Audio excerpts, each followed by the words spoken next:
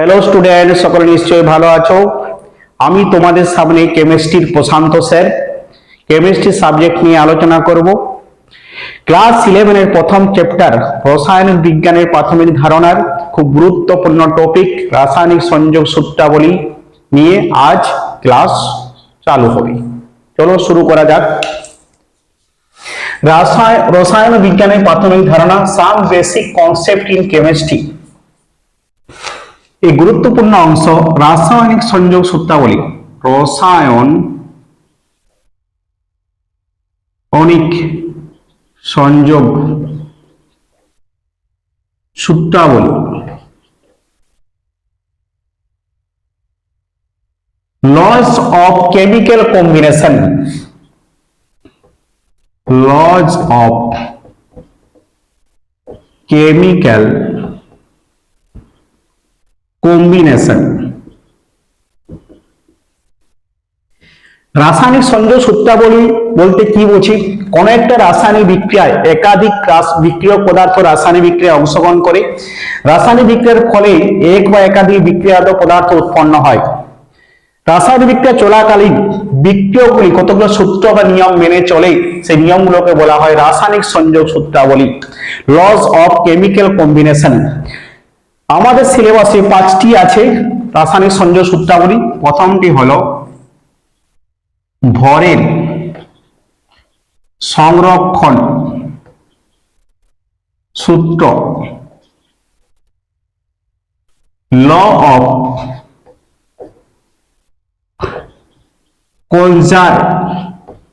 Conservation of মাস।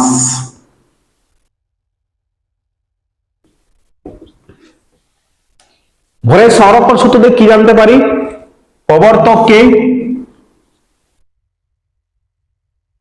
প্রবর্তক বিজ্ঞানী, ফরাসি বিজ্ঞানী লেভোসিয়ার।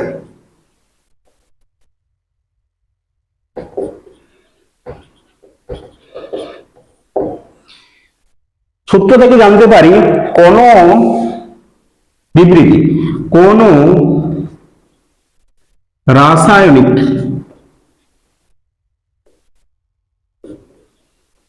বিক্রিয়ায় এক বা একাধিক, কোন রাসায়নিক বিক্রিয়ায় বিক্রিয়কে মোট ভরের সঙ্গে বিক্রিয়াজাত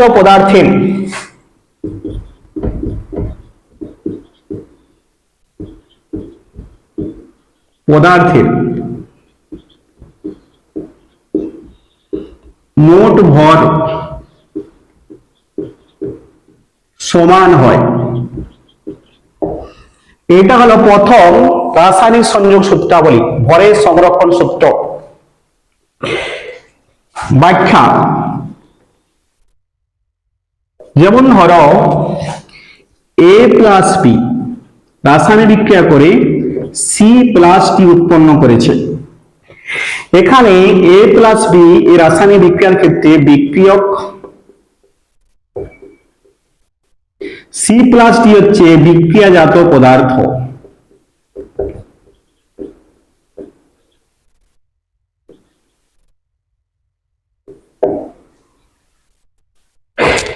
এই সূত্র থেকে জানতে পারি এই রাসায়নিক বিক্রিয়ার ক্ষেত্রে এ বিক্রিয়ক এ আর বি এর যে মোট ভর তা সি আর ডি এর বিক্রিয়াজাত পদার্থ সি আর ডি এর মোট ভরের সঙ্গে সমান হবে।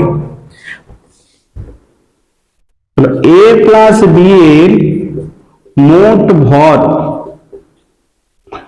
ইকুয়াল সি প্লাস ডি এর মোট ভর। আমরা একটা এক্সাম্পল নিতে পারি। NaCl সোডিয়াম ক্লোরাইড সঙ্গে AgNO3 এর বিক্রিয়া ঘটাচ্ছে। এরা কি হলো? রিঅ্যাকট্যান্ট বা বিক্রিয়ক। বিক্রিয়া করে উৎপন্ন করবে AgCl এর অধক্ষেপ প্লাস সোডিয়াম নাইট্রেট NaNO3। এই দুটো হলো প্রোডাক্ট বিক্রিয়াজাত পদার্থ। এক্ষেত্রে NaCl আর AgNO3 এর মোট ভরের সঙ্গে AgCl আর NaNO3 এর মোট ভর সর্বদা কি হবে? সমান হবে। সর্বদা কি হবে? সমান হবে। এই সূত্রের লিমিটেশন আছে, লিমিটেশন, ব্যতিক্রম। কি লিমিটেশন আছে? বলছে আইনস্টাইনের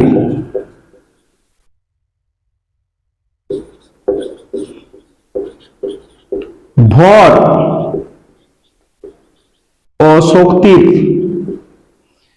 আইনস্টাইনের আপেক্ষিক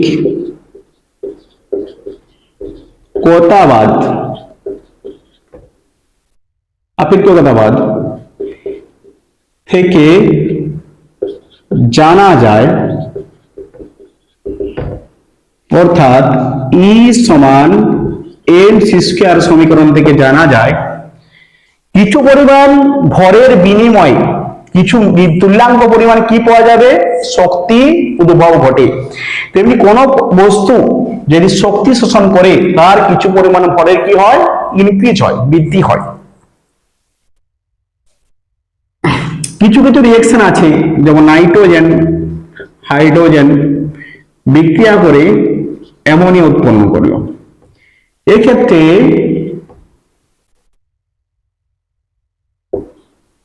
কিছু পরিমাণ তাপ উৎপন্ন হয়, কিছু পরিমাণ তাপ উৎপন্ন হয়।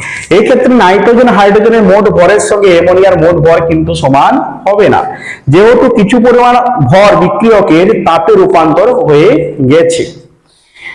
তাই বলা যায় ভর সংরক্ষণ সূত্রটিকে অনেক ক্ষেত্রে বলা হয় ভর ও শক্তির সংরক্ষণ সূত্র।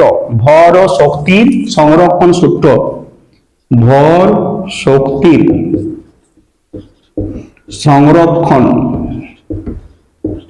সূত্র। এরপর আসছি রাসায়নিক সংযোগ সূত্রাবলী দ্বিতীয় সূত্র,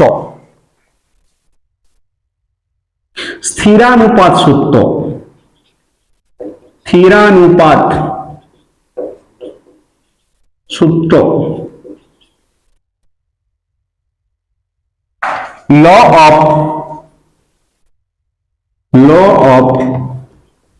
constant proportion, law of constant proportion, স্থিরানুপাত সূত্র। এই সূত্রটা কি জানতে, কে আবিষ্কার করে? প্রবর্তক।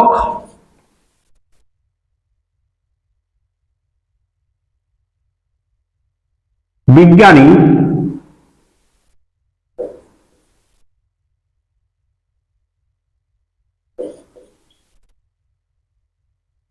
প্রাউস্ট, বিজ্ঞানী প্রাউস্ট বিবৃতি কোন একটি বিশুদ্ধ যৌগকে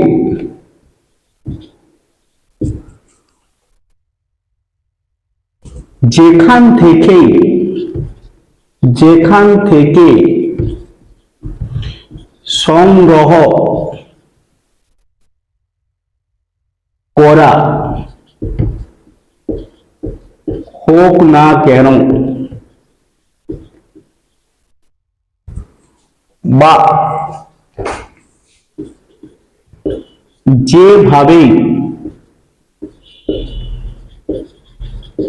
প্রস্তুত করা যাক না কেন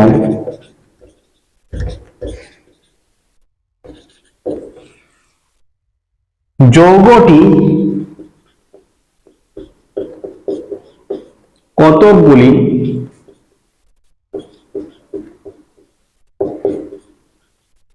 নির্দিষ্ট মৌল দ্বারা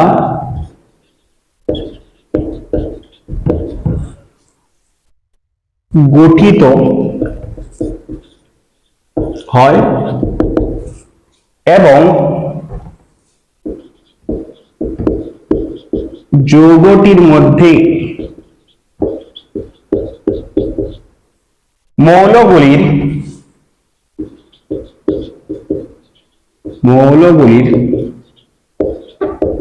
ভরের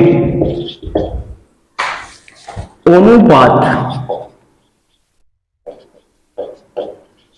সর্বদা স্থির থাকে।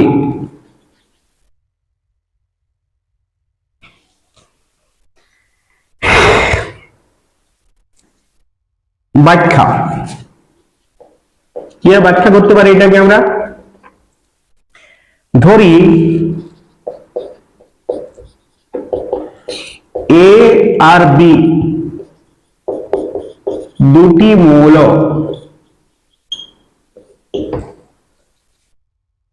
যুক্ত হয়ে এ বি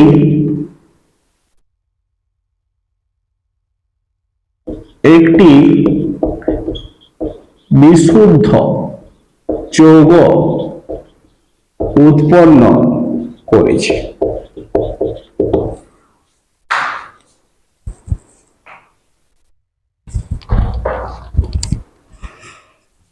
একে আমরা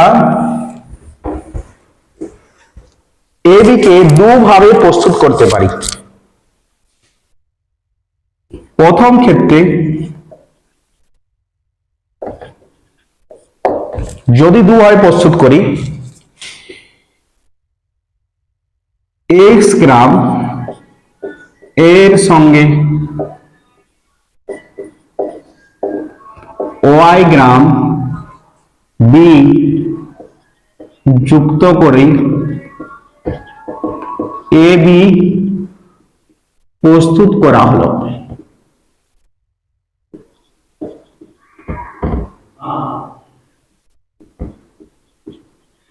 দ্বিতীয়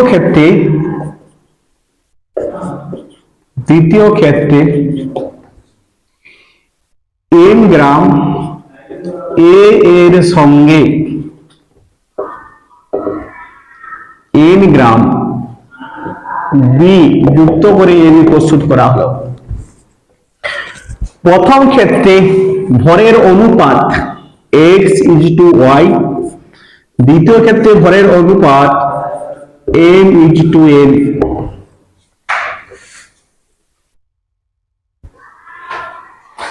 এত স্থির অনুপাত সূত্র থেকে পাই x/y সমানে m/n বা x:y সমানে m:n। অর্থাৎ যেভাবে প্রস্তুত করা হোক না কেন, যৌগটির মধ্যে যে মৌলগুলি আছে তারা যে যুক্ত হয় তাদের ভরের অনুপাতটা সর্বদা কি থাকে? স্থির থাকে। একটা এক্সাম্পল নিতে পারি। এক্সাম্পল, বিশুদ্ধ জল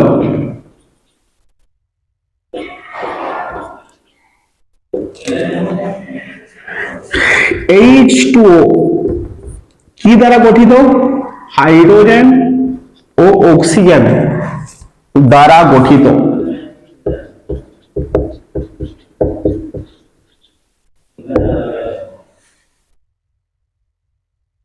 এই জলকে যেখান থেকে সংগ্রহ করা হোক না কেন আর যেভাবে প্রস্তুত করা হোক না কেন, হাইড্রোজেন অক্সিজেনের ভরের অনুপাত 2:16 1:8 হবে। যেমন প্রথম পদ্ধতি, হাইড্রোজেন গ্যাস, অক্সিজেন গ্যাস, এর মধ্য দিয়ে আমি ইলেকট্রিক চালনা করছি। এর ফলে কি হবে? H2O লিকুইড তৈরি হবে।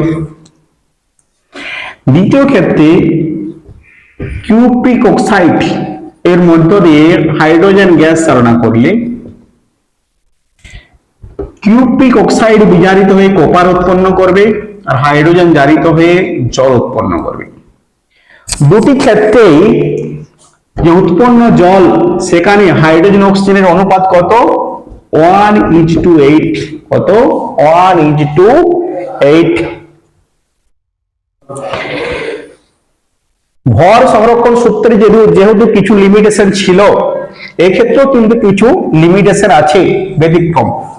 যেমন লিমিটেশন,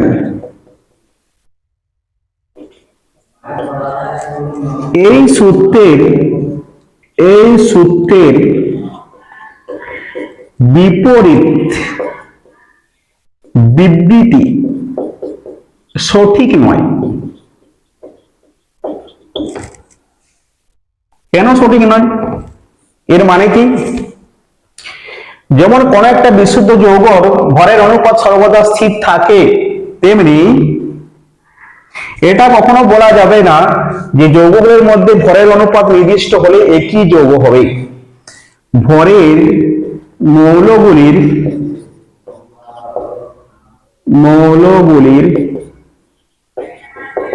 ভরের অনুপাত একই হলেও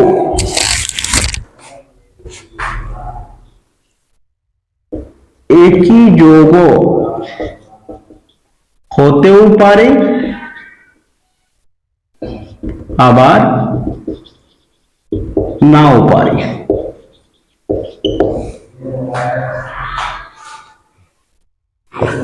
যেমন C2H5OH ইথানল এবং CH3OCH3 ডাইমিথাইল ইথার। কি? Dimethyl ether. এদের জেনারেল ফর্মুলা, সাধারণ সংকেত: কার্বন 2টি, হাইড্রোজেন 6টি, অক্সিজেন 1টি। দুজনকে সাধারণ সংকেত দেখে কিন্তু একই যৌগ নয়। আবার 3 মোল অ্যাসিটিলিনকে যদি কোপার নল আর 600 ডিগ্রি সেন্টিগ্রেড উষ্ণতায় কোপার নলের মধ্য দিয়ে চালনা করি, পলিমারাইজেশন বিক্রিয়া হবে। পলিমারাইজেশন উৎপন্ন হবে কি? বেনজিন। এক্ষেত্রে কার্বন হাইড্রোজেনের অনুপাত সেম। দুটো যৌগের মধ্যে কার্বন হাইড্রোজেনের অনুপাত সেম, 2:2, 1:1, 6:6, 1:1। হওয়া সত্ত্বেও কিন্তু এরা একই যৌগ নয়। আবার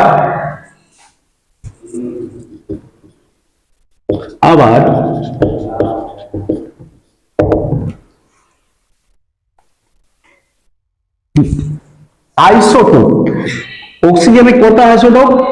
অক্সিজেন 16, অক্সিজেন 17, অক্সিজেন 18। যে যৌগগুলা সংগ্রহ করা হবে তাদের আইসোটোপ যদি ভিন্ন হয়, তাদের অনুপাত যদি ভিন্ন হয়, সেক্ষেত্রে কি হবে? তাদের ভরের অনুপাত সর্বদা স্থির থাকিবে না। আবার নন স্টয়চিওমেট্রিক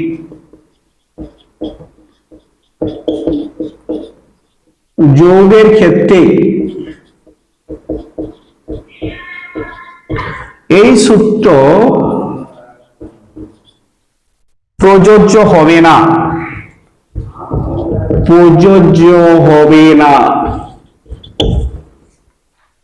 যৌগের ক্ষেত্রে এই সূত্র প্রযোজ্য হবে না। যেমন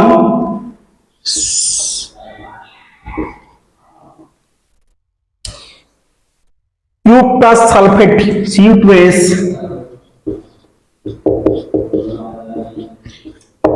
এই যৌগের মধ্যে কপার আর সালফারের যে মোলের অনুপাত সর্বদা স্থির থাকে না। এই ধরনের যৌগের ক্ষেত্রে স্থির অনুপাত সূত্র প্রযোজ্য হয় না।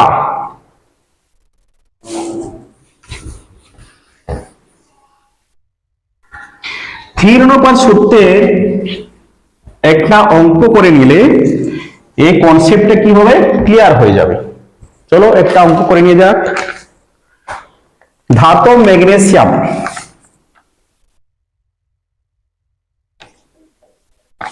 ধাতব ম্যাগনেসিয়াম অক্সিজেনের বিক্রিয়ায় প্রাপ্ত বিশুদ্ধ ম্যাগনেসিয়াম অক্সাইড যৌগের 5 গ্রাম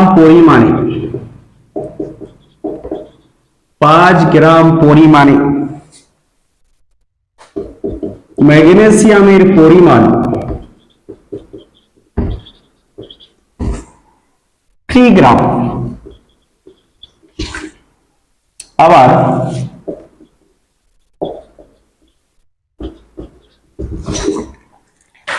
ম্যাগনেসিয়াম কার্বনেট কে উত্তপ্ত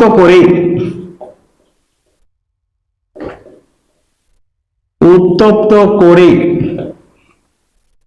প্রাপ্ত বিশুদ্ধ ম্যাগনেসিয়াম অক্সাইড যৌগের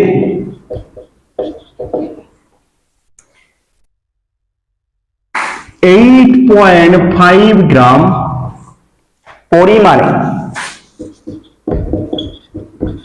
পরিমাণে ম্যাগনেসিয়ামের পরিমাণ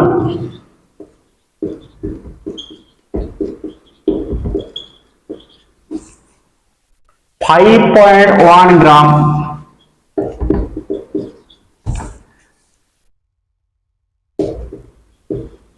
দেখাও যে ফলাফলগুলি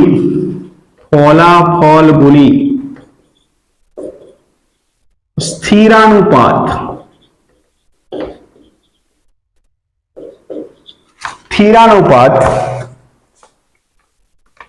সূত্রসম্মত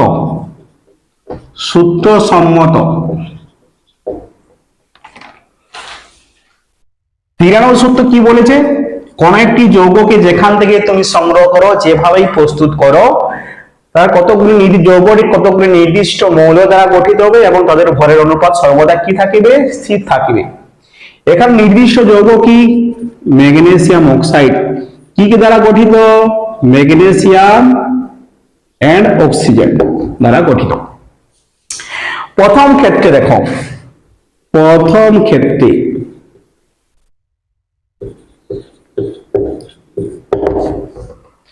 ম্যাগনেসিয়াম অক্সাইড যৌগে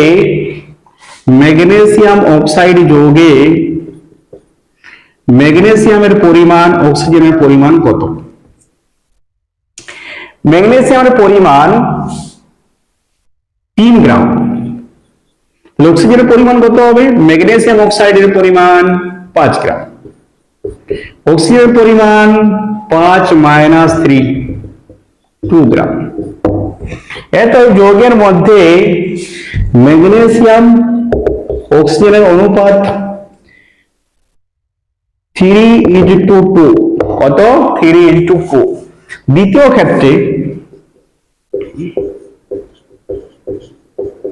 দ্বিতীয় ক্ষেত্রে ম্যাগনেসিয়াম অক্সাইডের মোট পরিমাণ কত? ম্যাগনেসিয়াম অক্সাইড, এটা প্রথম ডাইরেক্ট বিক্রিয়া করে পেয়েছি, ম্যাগনেসিয়ামের সঙ্গে অক্সিজেনের ডাইরেক্ট বিক্রিয়া করে ম্যাগনেসিয়াম অক্সাইড পাইছি, পুড়িয়ে পেয়েছি। দ্বিতীয় ক্ষেত্রে ম্যাগনেসিয়াম কার্বনেট উত্তপ্ত করে প্রাপ্ত হয়েছে ম্যাগনেসিয়াম অক্সাইড আর কার্বন ডাইঅক্সাইড। দ্বিতীয় ক্ষেত্রে ম্যাগনেসিয়াম অক্সাইডে ম্যাগনেসিয়ামের পরিমাণ কত?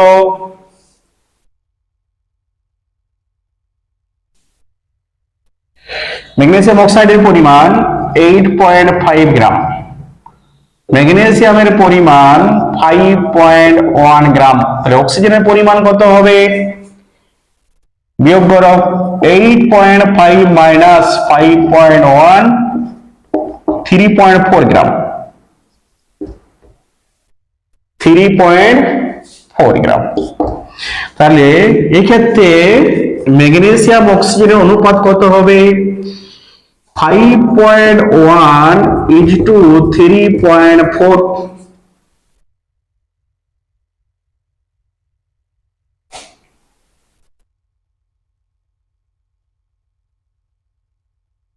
তিন 51 কত দুগুণে 34 3:2।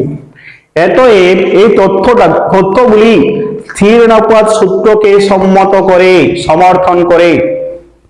সকলে নিশ্চয় বুঝতে পেরেছ। এরপর আমরা পরের সূত্রে যাব।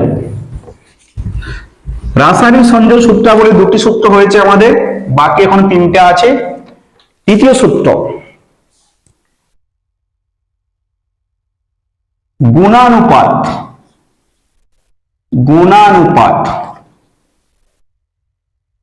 সূত্র।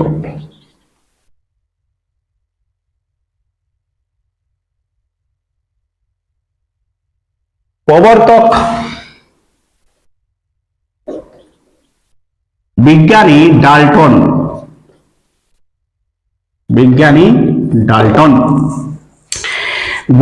গুণানুপাত সূত্রে কি বলছে,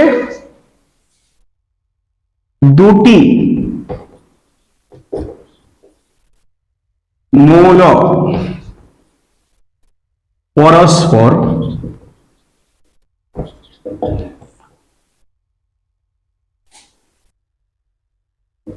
রাসায়নিক ভাবে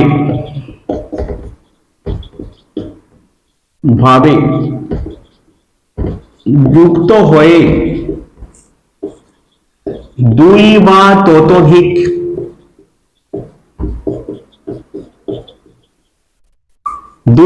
ততোধিক যৌগ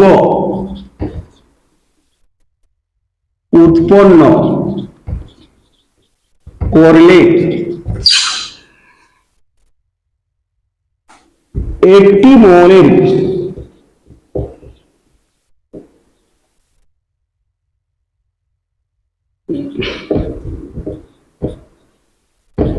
নির্দিষ্ট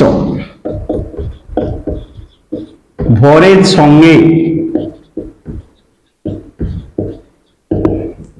অপর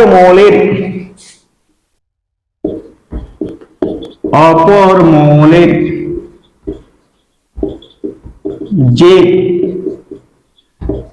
ভিন্ন ভিন্ন ভর যুক্ত আছে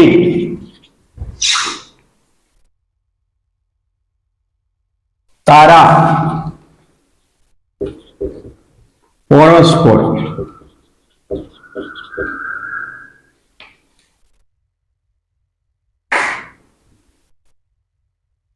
পূর্ণ সংখ্যার সরল অনুপাতে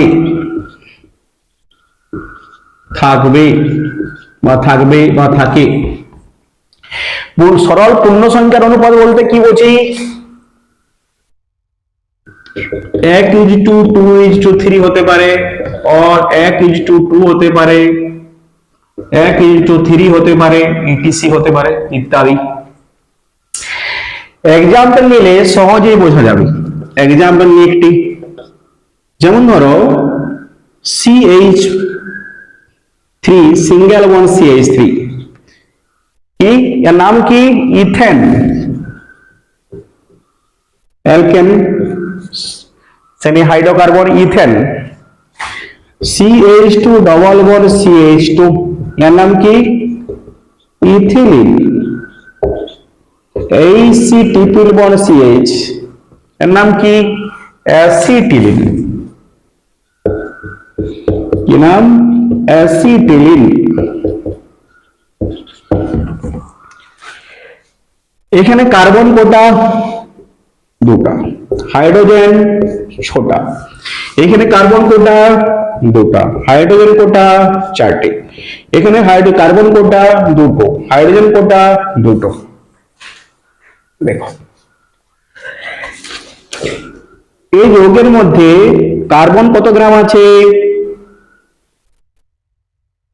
24 গ্রাম, হাইড্রোজেন 6 গ্রাম। এক্ষেত্রে কার্বন হচ্ছে 24 গ্রাম, হাইড্রোজেন 4 গ্রাম। কার্বন 24 গ্রাম, হাইড্রোজেন 2 গ্রাম। প্রত্যেক ক্ষেত্রে 24 গ্রাম নির্দিষ্ট ভরে একটি মৌলের নির্দিষ্ট ভরের সঙ্গে অপর মৌলের যে ভিন্ন ভিন্ন ভর যুক্ত আছে। তাহলে কার্বন একটা নির্দিষ্ট মৌল, তার 24 ভাগ ভরের সঙ্গে অপর মৌলের বলতে হাইড্রোজেনের 6 গ্রাম, 4 গ্রাম, 2 গ্রাম যুক্ত আছে। এই 6 গ্রাম, 4 গ্রাম ও 2 গ্রামের মধ্যে ভরের অনুপাত কি হবে? পূর্ণ সংখ্যা সরল অনুপাত হবে। দেখো 6:4:2, 3:2:1 কি পূর্ণ সংখ্যা সরল অনুপাতে আছে। গুণানুপাত সূত্রের কিছু লিমিটেশন আছে, যেমন অ্যালকেন শ্রেণীর 3টি যৌগ নিলাম। অ্যালকেন শ্রেণীর 3টি যৌগ CH4 methane, C2 H6 ethane, C3 H8 propane.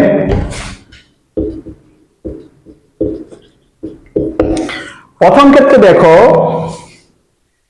12 গ্রাম কার্বনের সঙ্গে হাইড্রোজেন আছে 4 গ্রাম। দ্বিতীয় ক্ষেত্রে 24 গ্রাম কার্বনের সঙ্গে হাইড্রোজেন আছে 6 গ্রাম। এত 1 গ্রামের সঙ্গে কত? 6/24, আর 12 গ্রামের সঙ্গে আছে 6/24 × 12 সমান 3 গ্রাম। তৃতীয় ক্ষেত্রে দেখো 36 গ্রাম কার্বনের সঙ্গে হাইড্রোজেন আছে 8 গ্রাম। 1 গ্রামের সঙ্গে আছে 8/36, 12 গ্রাম কার্বনের সঙ্গে জুড়ে আছে হাইড্রোজেন 8/36 × 12 8 3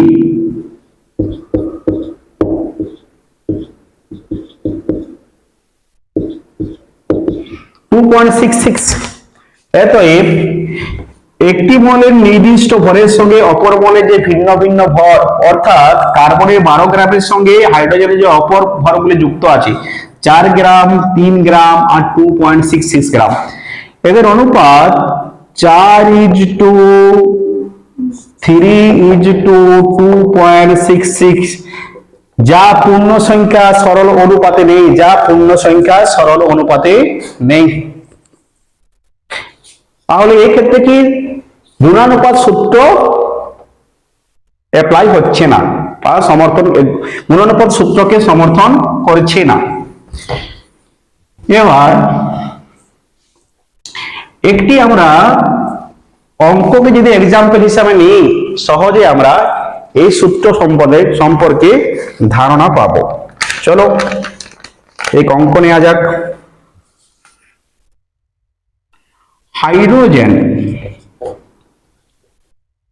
ও অক্সিজেন দুটি যৌগে যথাক্রমে 42.9% ও 27.3% আছে। দুটি যৌগের মধ্যে হাইড্রোজেন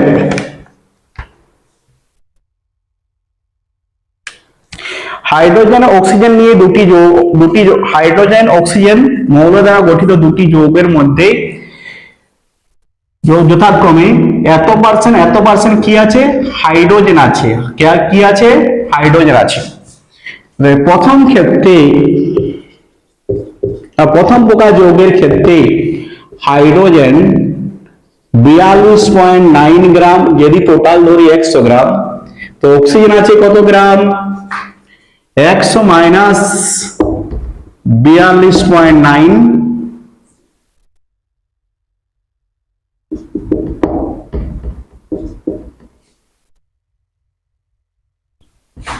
57.1 গ্রাম।